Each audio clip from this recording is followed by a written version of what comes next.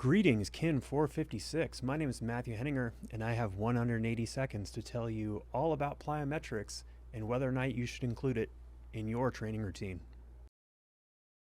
What are plyometrics? The term is used to describe exercises that generate maximal force over a short duration of time. In reality, this means jumping. Box jumps, depth jumps, broad jumps, even some non-jumping exercises like plyometric push-ups and step-ups are included in the conversation. Key bullet points: performed for short durations, 3 to 10 repetitions, say 3 sets.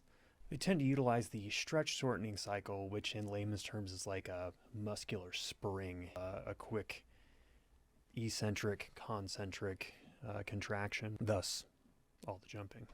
While they're typically associated with sports that require a lot of power, research has shown that they do have a lot of carryover into a wide variety of exercise. But more on that later. Well, there's no shortage of that. I mean, we have articles from all these guys, but I've only got 3 minutes, so if you'd like to read up on that, check out the links in the description.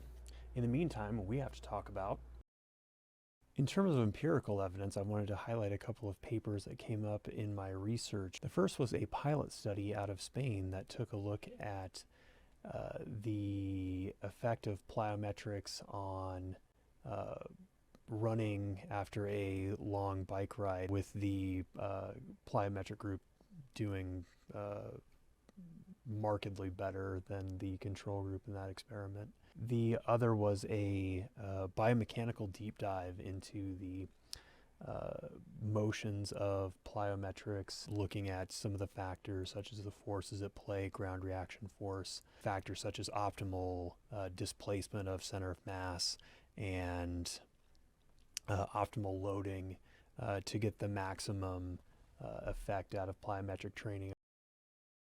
So to answer the question, should I incorporate plyometric training? Based solely on the biomechanical research provided, I don't think there's enough there definitively to say yes or no.